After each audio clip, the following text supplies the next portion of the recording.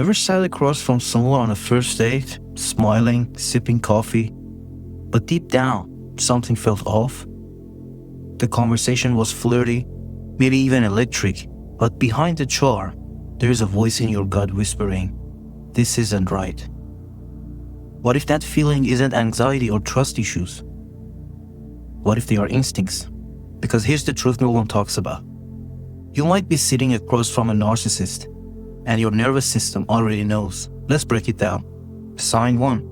The conversation isn't actually a conversation. You try to share a story. They interrupt. You talk about your dog. Suddenly, it's their life story. You're no longer on a date. You're in the audience at a one-person show. I once shared how my dog helped me through a breakup.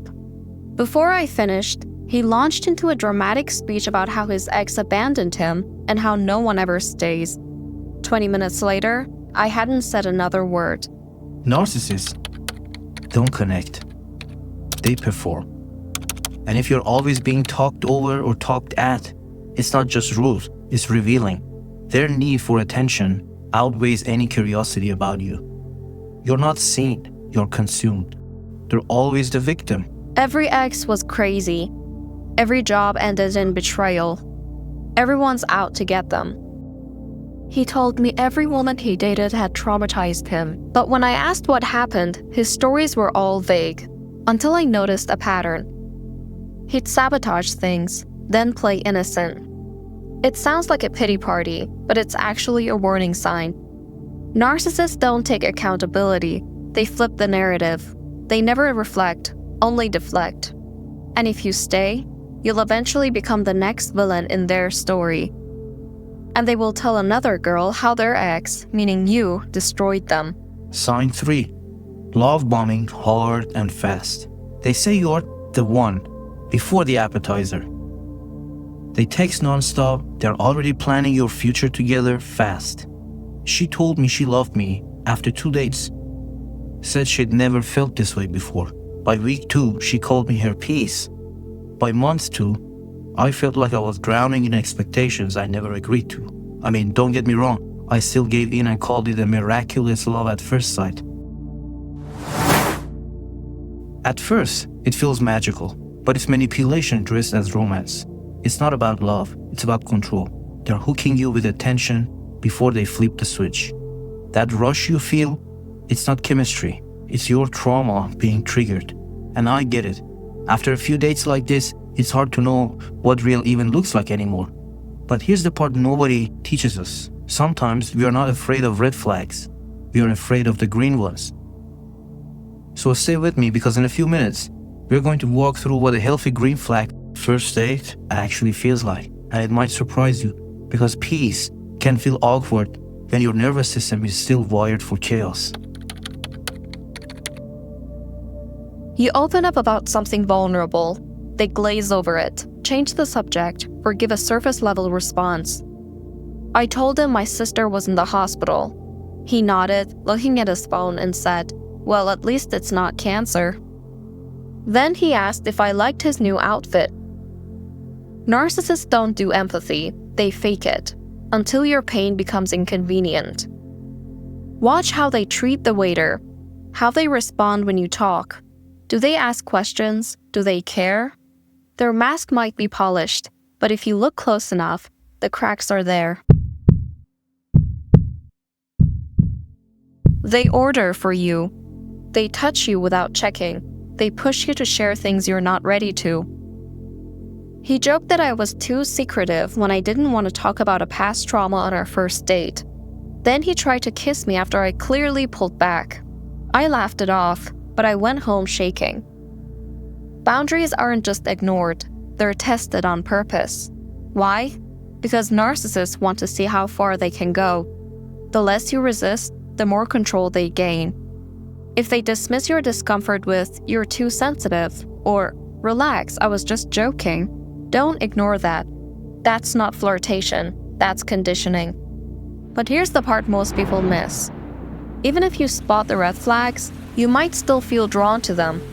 Why?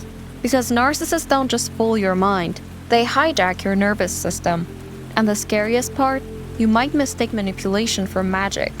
Stick with me, because in a moment, I'm going to share the final truth that flips this entire dynamic on its head. And here's sign 6. They mirror you until you disappear. You love to travel, so do they. You want kids, that's their dream too. You talk for hours but later realize you didn't learn a single real thing about them. That is not connection, it's just manipulation.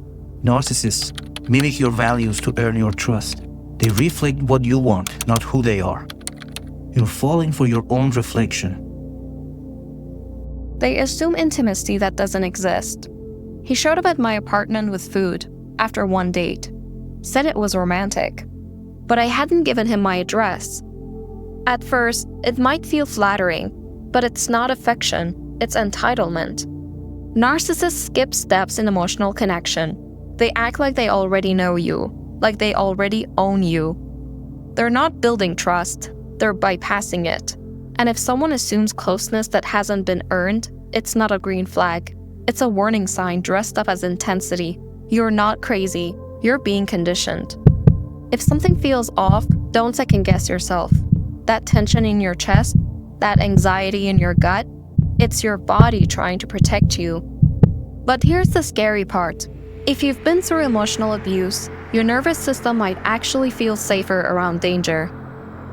You might confuse toxic intensity with passion. You might push away real love because it feels boring. You might mistake red flags for butterflies, and it's not your fault. It's your wiring, but it can be rewired. So what do? Step 1. Notice the patterns. Step 2. Name the behavior. Step 3. Normalize safety. Start trusting the discomfort. Start questioning what feels exciting. Start asking, is this real love or just what I'm used to? Because here's the truth that changes everything. Your brain learned to survive chaos, but now it's time to learn how to receive peace. So what does safety even look like? If you've never felt it, it can be hard to recognize. Let me paint you a picture. Let's flip the script for a moment, okay? What does a green flag first date feel like? You're not swept off your feet. You're grounded. You don't feel dizzy with emotion. You feel safe, present, and seen. They ask questions and actually listen.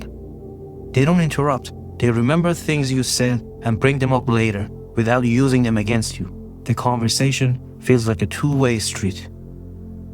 There are pauses, laughter, even moments of silence, and none of it feels awkward. You feel free to say no, to take your time, to be fully yourself without managing their emotions. You leave the date not asking, did they like me? But instead, how did I feel around them?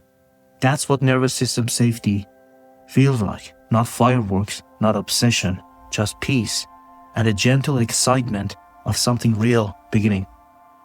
And listen, escaping a narcissist isn't just about leaving them. It's about unlearning why you were drawn to them in the first place.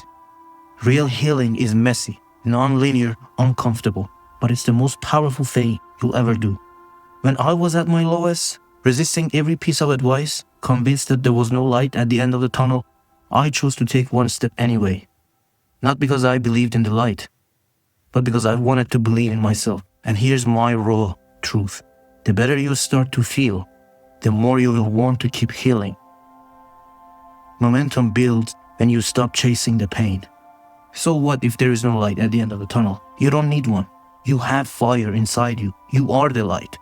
You just need to stop chasing chaos and start carrying yourself forward. And when you stop chasing chaos, you start attracting something real. You don't have to earn love. You don't have to perform to be accepted. You don't have to shrink to be chosen. You were always worthy of a love that feels safe, stable, and true. The moment you believe that, everything changes. If this resonated with you, you know what to do. This channel is your reminder that love doesn't have to hurt.